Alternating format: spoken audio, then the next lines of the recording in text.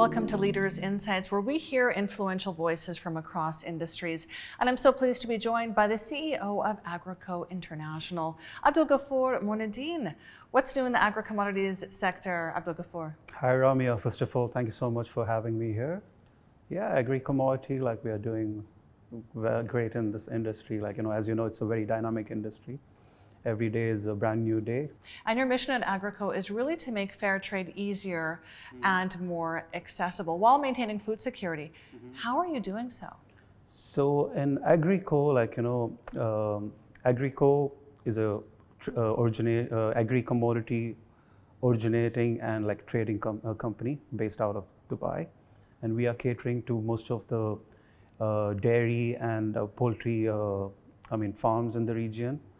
And we are also associated with a lot of high-profile government entities here. So our role here is to provide high-quality raw materials to these factories. And since you heard about the stakeholders, it is very sensitive to provide high-quality raw materials, and which contributes to the sustainability. And also to have a fair trade, it is not just towards our customers. As a responsible trader, it also goes to our partners, our suppliers, farmers. So and ultimately to the general population. Exactly, yeah. And food commodities are also a big part of your business. Yes, AGRICO, we work through our two divisions. One is food and feed. So we spoke more about our feed, division. So in food division, we we supply rice, pulses, and everything related to human consumption. And yeah, so we are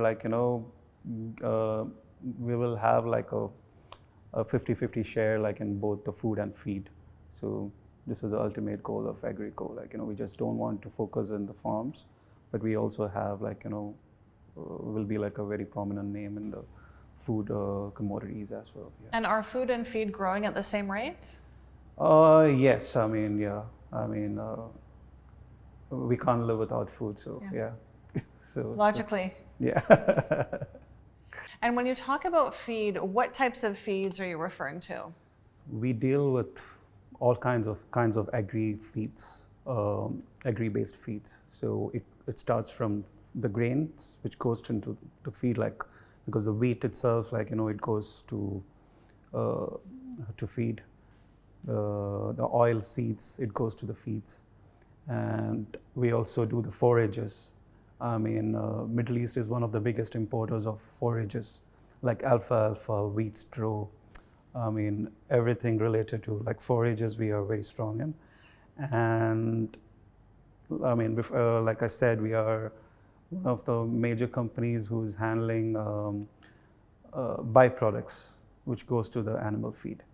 So the byproducts starts from wheat bran, rice husk, cotton seeds. So every every byproduct which can go to the feed rations, we are supplying it into the market. And you do provide these agri-commodities to several high-profile customers, as you mentioned, be they private or public sector. Tell us about who some of your biggest customers are.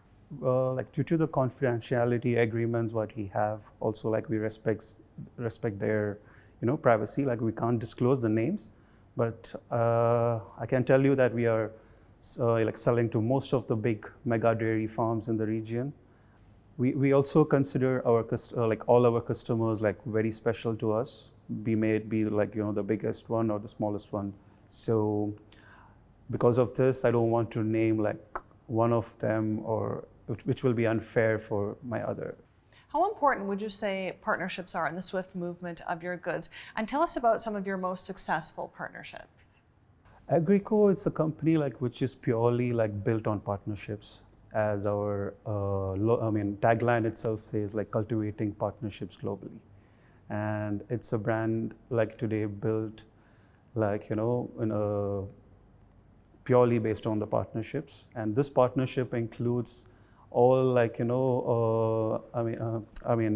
our partners in all sectors. Like it starts from the farmer, the producer, like our customers. Like so, it like it's a joint contribution like from all of our partners. It must be really difficult, though, to ensure strict quality control. Yeah, I mean, we actually have like very strict quality control even at the origin, from from stuffing of the containers from each ports. Also, like we make sure like we also make sure like once the goods arrive at the destination, we also make sure like we are in line with like what we have loaded.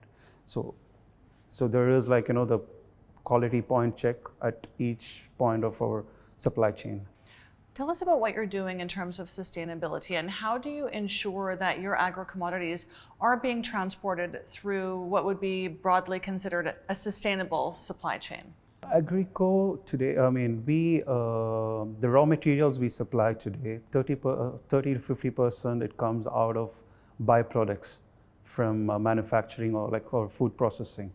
So this itself like contributes to the sustainability, because this reduces the wastage of the food, and maximum utilization of the resources what we have today. Also, we also make sure like when we choose our partners, we make sure like they are also like contributing to the sustainability, like also like they use sustainable like practices, like environment friendly. And how is climate change impacting your business? We're seeing inclement weather around the world. How do you de-risk in this type of environment? I mean, agriculture like is like the most affected by the climate changes and stuff. So we the challenges like for example last year there were like droughts in many places of Europe, and which is one of our major like source of feed raw materials, and we have to like act fast towards it. And since that is how like AGRICO plays an important role in the market, because we always have like options in available with us. We have like, for example, when it comes to like certain raw materials like cotton seeds, we have our sources in Europe, America, and South America. So we have it's like a one-stop shop for the raw materials. You diversify your sources. Exactly. And how has the agri-commodities sector performed over the past couple of years? What type of growth have we seen? What's your forecast for 2025 and the near term? In the last 5 years, the agri-commodity, it has gone. The growth of agri-commodities is like about 30 to 40%, and it is due to the population increase. And then the improvement in the technology of agriculture, and most of the countries, they are working towards the food security, which also has increased the demand for agricultural commodities. So, and in the coming years, like we see like even the population, we are expecting it to hit up to 8.5 billion in 2030. So what the studies say like it can go up to another like 10% in the coming years. It's remarkable, a huge jump over the past 2 years just on the back of new technology and a growth in population, which doesn't correlate with the growth in the agri-commodity sector. Yeah, I mean, it also, what happened during the pandemic, it also created more demand in the market, because every government of every country, like they are working towards the food security, so they are building their strategic reserves and everything. So this is also like creating a big boom in this market. Yeah. And on the subject of food security, tell us how the Trump administration's new tariffs are going to impact the sector in the near term. What are your ideas on this? I mean, all these tensions coming into the region, now, it's not at all predictable what's happening. So anytime there is some tensions in this region, always the freight, which is an important part in this trade, it goes up. I mean, we have a huge crisis due to the Red Sea. We were thinking it was going to get over, but again, like the tensions in the region. So this is actually like, anything small, any small news is impacting a lot in this, the pricing of the commodity, and, it can give like a sudden demand and, panic in the market. Yeah. And that in turn is compensated for by the consumer, isn't it? Exactly. So at the end, the